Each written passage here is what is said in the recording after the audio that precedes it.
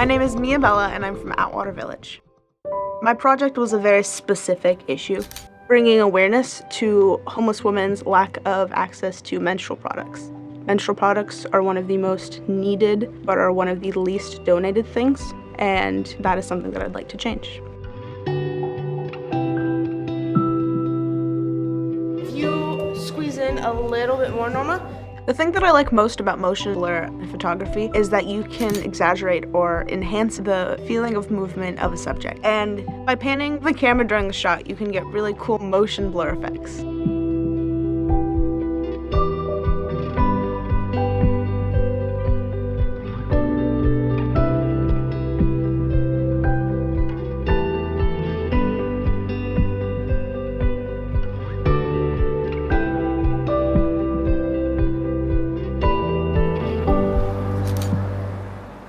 I heard an interview with a homeless woman who was describing the difficulties that come with menstruating without access to proper hygiene.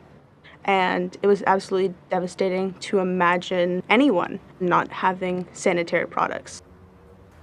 And I think that it's something that takes a toll, especially when it comes to mental health.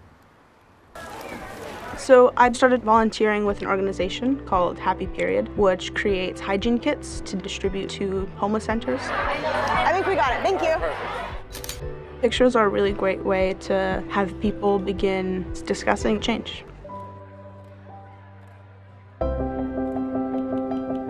By getting a blur on the volunteers packing, I was better able to create a sense of urgency.